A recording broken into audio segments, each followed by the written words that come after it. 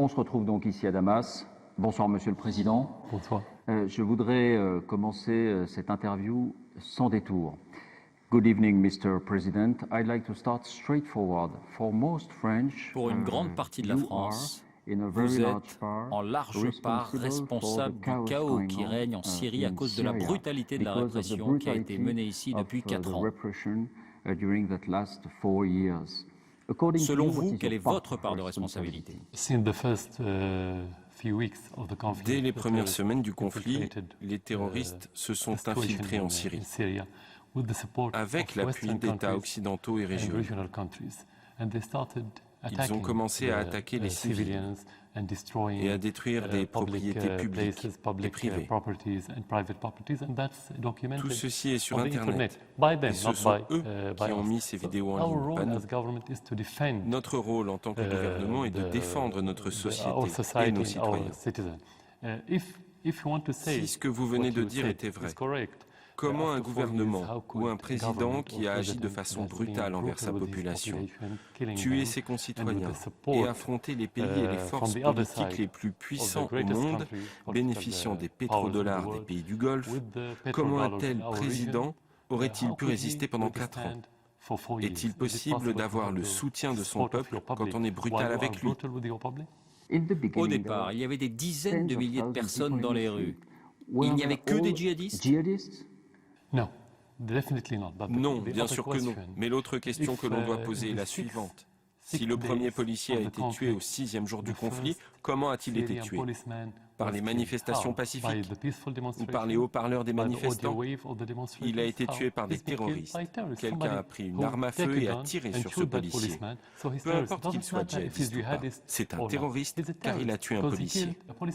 Peut-être qu'il y avait des djihadistes ou des terroristes, mais nos reporters sur place ont vu beaucoup de gens à l'époque qui disaient « Nous voulons plus de liberté, plus de démocratie ». Ce n'étaient pas des terroristes ou des djihadistes. Toute personne a assurément le droit de réclamer la liberté, et tout gouvernement doit appuyer la liberté, conformément à la Constitution. Mais la liberté signifie-t-elle qu'on tue les civils, les policiers, qu'on détruise écoles, hôpitaux, électricité, infrastructures? Tout cela n'appartient pas au gouvernement, mais au peuple syrien. Ce n'est pas à nous, ce n'est pas à moi, c'est une propriété publique. C'est ça pour vous la liberté? Vous savez que beaucoup de journalistes et d'analystes disent que vous avez favorisé l'émergence du groupe État islamique parce que c'est une opportunité pour vous d'apparaître comme un bouclier. Un bouclier. Mais le groupe État islamique a été créé en Irak en 2006 sous la supervision des Américains. Je ne suis pas en Irak, je n'y ai jamais été. Je ne contrôlais pas l'Irak, c'était les Américains qui contrôlaient l'Irak. Le groupe État islamique est venu d'Irak en Syrie car le chaos est contagieux. Quand le chaos est à votre porte, vous devez vous attendre à ce qu'il entre chez vous. Mais il n'y avait pas le groupe État islamique au départ. Laissez-moi continuer. Lorsqu'il y a le chaos dans un pays, il devient un terrain fertile pour les terroristes. Ainsi, lorsqu'il y a eu le chaos en Syrie, le groupe État islamique est venu en Syrie. Avant, il y avait le front Al-Nusra, qui fait partie d'Al-Qaïda. Et avant, il y avait les frères musulmans. Tous sont le socle sur lequel s'est appuyé le groupe État islamique pour apparaître. Donc, vous n'avez aucune responsabilité dans ce qui s'est passé ces dernières années? Il n'y a rien d'absolu. Il n'est pas précis de dire qu'on n'assume pas une responsabilité. Chacun a une part de responsabilité. Nous, en Syrie, nous avons nos problèmes. Le gouvernement est responsable. Chacun d'entre nous est responsable. Tout citoyen syrien est responsable. Mais là, je parle de ce qui a amené le groupe État islamique en Syrie, le chaos. Et votre gouvernement, si vous préférez qu'on le désigne par le terme de régime, comme ils le font pour nous, le régime français est responsable, car il a soutenu ces djihadistes en les considérant comme une opposition modérée. La France soutient la coalition nationale syrienne. Sont-ils des terroristes? Ceux qui, à l'heure actuelle, reçouvent le soutien et possèdent des armes occidentales appartiennent au groupe État islamique, armés et équipés par votre État et d'autres pays occidentaux. Votre ministre de la Défense l'a déclaré publiquement au début de l'année en affirmant avoir envoyé des armes. Par conséquent, ceux que vous qualifiez de modérés ont diffusé en 2012, avant que le groupe État islamique n'apparaisse et que l'Occident ne reconnaisse l'existence même du front Al-Nusra, une branche d'Al-Qaïda, ils ont diffusé des vidéos dans lesquelles ils dévoraient le cœur d'un soldat syrien, mutilaient les corps d'autres victimes, en décapitaient d'autres. Ce sont eux qui ont diffusé ces images, pas nous. Comment pouvez-vous ignorer cette réalité puisque ce sont eux qui la diffusent et vous disent que c'est la réalité? Parlons du présent. Il apparaît que l'armée syrienne continue à utiliser des armes aveugles et notamment des barils explosifs qui ont des effets dévastateurs pour les civils. Pourquoi poursuivez-vous cette stratégie? Nous n'avons jamais entendu parler au sein de notre armée d'armes aveugles. D'ailleurs, aucune armée au monde, y compris la nôtre, n'accepterait d'utiliser des armes qui ne peuvent pas cibler avec précision, car elles n'auraient aucun intérêt. Elles seraient inutiles d'un point de vue militaire. Par ailleurs, lorsque vous parlez de tueries aveugles qui ne font aucune différence entre civils et combattants, il ne s'agit pas d'armes, mais de la manière dont vous faites usage de ces armes. La preuve, les drones utilisés par les Américains au Pakistan ou en Afghanistan tuent des civils beaucoup plus que des terroristes. Ce sont les armes les plus précises au monde. Ce n'est donc pas un problème de type de bombe. Nous avons des bombes conventionnelles et des armements classiques. Vous n'utilisez pas de barils explosifs. C'est quoi les barils explosifs? Pouvez-vous me dire ce que c'est?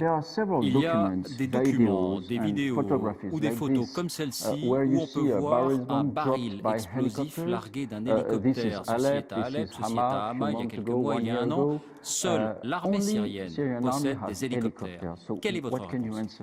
Ce n'est pas une preuve. Ce sont deux images de deux choses différentes. Personne ne peut les relier l'une à l'autre. Non, cette image que vous montrez, qu'est-ce que c'est? Je n'ai jamais vu une chose de ce genre dans notre armée. Je ne parle pas des hélicoptères, je parle de ces deux photos. Qu'est-ce qui vous permet de les associer l'une à l'autre? Est-ce que vous dites que c'est un montage? Vous dites que ce sont de faux documents? Non. Il faut que ce soit vérifié. Mais dans notre armée, nous n'utilisons que des bombes conventionnelles qui nécessitent de viser. Nous n'avons aucun armement qui puisse être utilisé aveuglément. C'est tout. Mais ce sont bien des hélicoptères. Seule l'armée syrienne en possède. Oui, bien sûr. Je n'ai pas dit que nous n'avons pas d'hélicoptères, ni que nous ne les utilisons pas. Je parle des armes avec lesquelles nous visons les terroristes. À quoi bon tuer aveuglément? Pourquoi tuer les civils? La guerre en Syrie consiste à gagner le cœur des gens, pas à les tuer. Si vous tuez les gens, vous ne pouvez pas rester au gouvernement ou rester président, c'est impossible. Qu'en est-il des armes chimiques? Il y a 2 ans, vous vous êtes engagé à ne plus utiliser d'armes chimiques. Avez-vous utilisé du gaz de chlore durant la bataille d'Idlib le mois dernier? Non, c'est un autre faux récit donné par des gouvernements occidentaux. Pourquoi? Parce que nous possédons 2 usines de chlore. L'une a été fermée il y a plusieurs années et n'est plus opérationnelle. L'autre se trouve au nord de la Syrie et c'est l'usine la plus importante. Elle se situe sur la frontière avec la Turquie et se trouve sous le contrôle des terroristes depuis 2 ans. Nous avons envoyé à l'ONU des documents officiels à ce sujet. Ils voulaient venir, nous ont adressé une réponse officielle disant qu'il leur était impossible d'arriver jusqu'à cette usine. Par conséquent, le chlore en Syrie est sous le contrôle des rebelles. Par ailleurs, ce ne sont pas des armes de destruction massive. Les armes conventionnelles que nous possédons sont beaucoup plus efficaces que le chlore. De toute manière, nous n'en avons pas besoin. Mais il y a eu des investigations et je pense que vous avez lu les rapports de Human Rights Watch concernant Idlib le mois dernier. Il y a eu 3 attaques dans lesquelles on pouvait distinguer l'odeur du chlore, ainsi que des symptômes semblables à ceux de l'utilisation des gaz toxiques. Cela est cité dans ce rapport. Ces attaques ont eu lieu dans des zones sous contrôle de l'opposition armée. Est-ce que Human Rights Watch ment?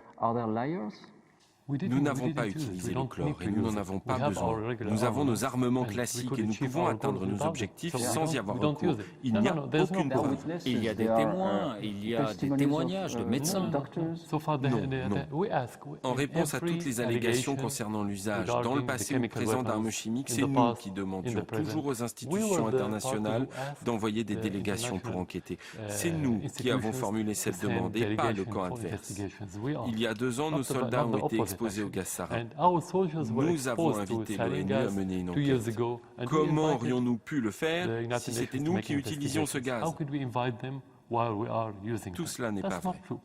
Vous seriez prêt à les inviter à nouveau à venir concernant Idlib? Nous l'avons déjà fait. Nous le faisons toujours. Nous n'avons aucun problème avec cela. Aujourd'hui, une coalition internationale avec à sa tête les États-Unis mène des bombardements aériens contre le groupe État islamique. Est-ce que c'est pour vous un problème ou est-ce que c'est une aide? Ni l'un ni l'autre. Il n'y a bien entendu aucun problème à attaquer les terroristes. Mais si la coalition n'est pas sérieuse, cela ne nous aide pas. Pourquoi pas sérieuse? Si vous comparez le nombre de frappes aériennes effectuées par les forces de la coalition, composées de 60 États, à celles que nous avons effectuées, nous, petit État, vous constaterez que nous bombardons parfois 10 fois plus que la coalition en une journée. Est-ce sérieux? Cela leur a pris 4 mois pour libérer ce que leurs médias appellent la ville de Kobané, sur la frontière turque, malgré la présence de combattants syriens sur le terrain. Ils ne sont donc pas sérieux jusqu'à présent. Une autre preuve, c'est que le groupe État islamique s'est élargi en Syrie, en Irak, en Libye et dans la région en général. Comment pouvez-vous donc dire que la coalition a été efficace? Ils ne sont pas sérieux, c'est la raison pour laquelle ils n'aident personne dans cette région. La coalition a effectué des milliers de frappes aériennes depuis le début de l'intervention. La France mène des frappes uniquement en Irak. Voudriez-vous qu'elle rejoigne la coalition pour frapper en Syrie? J'ai dit qu'ils ne sont pas sérieux de toute manière. On ne peut pas former une coalition contre le terrorisme et soutenir en même temps les terroristes. Ça nous est donc égal qu'ils frappent en Syrie, en Irak ou les deux à la fois, tant qu'ils continuent à soutenir ces mêmes terroristes. Ils envoient des armes à ces mêmes terroristes sous prétexte de soutenir l'opposition modérée, au moment même où Obama a qualifié cette opposition d'illusoire. À qui donc vont ces armes réellement? Aux terroristes. C'est contradictoire, c'est voué à l'échec. Vous avez un ennemi commun avec la France, le groupe État islamique. Est-ce que depuis les attentats du mois de janvier à Paris, vos services de renseignement ont des contacts avec les services de renseignement français? Il y a des contacts, mais il n'y a pas de coopération. Que voulez-vous dire par contact? Nous avons rencontré certains responsables de vos services de renseignement, mais il n'y a pas de coopération. Il n'y a pas d'échange d'informations? Non, rien du tout. Alors pourquoi ces contacts? Ce sont eux qui sont venus en Syrie et pas nous qui sommes allés en France. Ils sont venus peut-être pour un échange d'informations. Mais lorsque vous souhaitez établir ce genre de coopération, ça doit être dans les deux sens. Nous les aidons, ils nous aident en retour. Mais d'après vos hommes politiques et le gouvernement français, il faudrait les aider alors qu'ils soutiennent les terroristes et tuent nos citoyens. Ça ne marche pas comme ça. Est-ce que c'est la France qui a demandé ces contacts avec vos services de renseignement? Oui, nous les avons rencontrés. Il y a eu une réunion avec eux. C'était une demande de la France? Oui. Nous n'avons rien à demander aux services de renseignement français. Nous disposons de tous les renseignements sur les terroristes. Il y a des centaines de Français qui sont venus se battre aux côtés du groupe État islamique. Est-ce que vous avez arrêté des Français et est-ce qu'il y a des Français du groupe État islamique qui sont détenus aujourd'hui dans vos prisons? Non, nous n'en avons aucun dans les prisons. Nous n'avons que des informations. La plupart de ces djihadistes viennent ici pour combattre, mourir et aller au paradis. Telle est leur idéologie. Ils ne sont pas prêts à aller dans les prisons, quelles qu'elles soient. Donc il n'y en a aucun dans vos prisons? Non, nous n'en avons aucun dans nos prisons. Il y a aujourd'hui des gens en France, et parmi eux des hommes politiques, des parlementaires notamment, vous en avez reçu quelques-uns ici, qui disent qu'il faut renouer le dialogue avec vous. Quelle initiative seriez-vous prêt à prendre pour convaincre l'autre partie de la France et des Français que vous pouvez être un partenaire? Avec eux? Avec la France. Ils doivent d'abord me convaincre qu'ils ne soutiennent pas les terroristes et qu'ils ne sont pas impliqués dans l'effusion de sang en Syrie. Ce sont eux qui se sont trompés à l'égard de la Syrie. Nous n'avons tué aucun Français ni aucun Européen. Nous n'avons pas aidé les terroristes dans votre pays. Nous n'avons pas aidé ceux qui ont attaqué Charlie Hebdo. C'est vous qui avez aidé les terroristes. Par conséquent, votre pays, les Occidentaux doivent nous convaincre qu'ils ne soutiennent pas les terroristes. Nous sommes prêts à tout dialogue, prenant en considération le fait que ceci sera dans l'intérêt l'intérêt des citoyens syriens. Donc actuellement, vous n'êtes pas intéressé par un dialogue avec la France? Non, nous sommes toujours intéressés au dialogue avec quiconque. Mais comment peut-on établir un dialogue avec un régime qui soutient le terrorisme dans notre pays? Et pour quelles raisons? C'est la question. Lorsqu'ils changeront de politique, nous serons prêts pour le dialogue. Sans ça, le dialogue n'aura aucun but. Il n'y a pas de dialogue pour le dialogue. L'objectif est d'aboutir à certains résultats. Pour moi, le résultat serait que le gouvernement français cesse son appui aux terroristes dans mon pays. Donc, vous n'avez pas de message à adresser à François Hollande en vue d'un dialogue? Je crois que le principal message qui doit lui être adressé doit l'être par le peuple français. Les sondages en France montrent bien le message que Hollande devrait écouter davantage, à savoir qu'il est le président le plus impopulaire depuis les années 50. Il devrait s'occuper de ses citoyens et les protéger des terroristes qui viennent en France. En ce qui me concerne, en tant que président qui souffre en Syrie avec ses citoyens de ce terrorisme, je pense que le message le plus important est que ce que vous avez vécu en France n'est que la partie émergée de l'iceberg. Quand on parle de terrorisme, sachez qu'il y a toute une montagne sous la mer. Soyez conscient que cette montagne s'en prendra à votre société. Quand John Kerry, le secrétaire d'État américain, a dit que peut-être qu'il y aura un dialogue avec le président Bachar el-Assad avant de revenir sur cette position, vous aviez dit ce ne sont que des mots. Moi, je voudrais des actes et je voudrais entamer le dialogue. Donc, vous semblez prêt au dialogue? Bien sûr que nous sommes prêts. J'ai dit que nous sommes disposés à mener un dialogue avec tout pays dans le monde, y compris avec les grandes puissances, y compris avec la France. Mais j'ai dit que le dialogue doit s'appuyer sur une politique précise.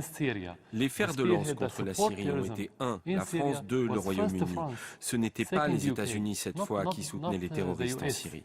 Obama a reconnu que l'opposition modérée en Syrie est une illusion. Il n'a pas vraiment dit ça. Si, il l'a dit. Il a dit que c'est illusoire de croire que nous pourrions les armer et qu'ils pourraient gagner la guerre, mais il n'a pas dit qu'il n'y a pas d'opposition modérée. Exactement. Que veut-il dire par nous pouvons leur fournir des armes et ils pourront gagner la guerre? Qu'est-ce que ça veut dire? Que signifie ce fantasme? Ils ont dit qu'ils allaient armer l'opposition modérée. Pouvez-vous me dire qui est cette opposition modérée? Où est-elle? Nous ne la voyons pas. Nous vivons en Syrie et vous en France. Moi, je vis ici et je ne vois pas cette opposition modérée pour la combattre. Si nous devons la combattre, elle n'existe pas. Vous dites qu'il y a un grand nombre de pays étrangers, trop de pays étrangers impliqués dans le conflit en Syrie. Mais est-ce que vous pourriez, sans le soutien de l'Iran et du Hezbollah, combattre le terrorisme en ce moment? Il y a une grande différence entre l'intervention et l'invitation. Tout pays, tout gouvernement dans le monde, tout État a le droit d'inviter n'importe quel pays ou n'importe quel parti ou organisation à l'aider dans n'importe quel domaine. Mais nul pays n'a le droit d'intervenir sans y être invité. Nous avons invité le Hezbollah, mais pas les Iraniens. Il n'y a pas de troupes iraniennes en Syrie et ils n'ont envoyé aucune force. Pas d'Iraniens à vos côtés? Non, ils ne combattent pas. Nous avons avec l'Iran des relations régulières depuis 30 ans. Des commandants et des officiers vont et viennent entre les deux pays, conformément à la coopération existant entre nous depuis bien longtemps. C'est différent que de participer au combat. Ils ne combattent pas. En tant que gouvernement, nous avons droit à ce genre de collaboration. En revanche, la France et d'autres pays n'ont pas le droit de soutenir qui que ce soit dans notre pays. C'est une violation du droit international, de notre souveraineté et des valeurs dont ils se vantent et dont certains prétendent être fiers depuis des décennies, voire peut-être depuis des siècles, parmi lesquels la démocratie. Est-ce de la démocratie que d'envoyer des armes aux terroristes et de les appuyer? Ai-je le droit de soutenir les terroristes qui ont attaqué Charlie Hebdo, par exemple? Vous savez ce que le Premier ministre français a dit récemment de vous? Il a dit « c'est un boucher ». Que répondez-vous? Tout d'abord, je vais être franc avec vous. Personne ne prend plus au sérieux les déclarations des responsables français. Pour une simple raison, c'est que la France est devenue en quelque sorte un satellite de la politique américaine dans la région. Elle n'est pas indépendante et n'a aucun poids. Elle n'a plus aucune crédibilité. Par ailleurs, en tant que responsable, je m'occupe toujours de l'opinion du peuple et des citoyens syriens. Ce n'est pas la France ou un autre pays qui a fait de moi ce que je suis. Je suis là par la volonté des citoyens syriens et c'est ça qui m'importe.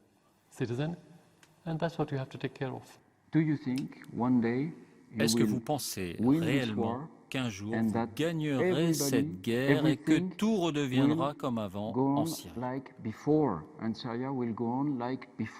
sans aucun changement? Non, rien ne sera plus comme avant. Revenir au point de départ signifie que nous n'évoluons pas et que nous n'avons pas tiré les bonnes leçons du conflit.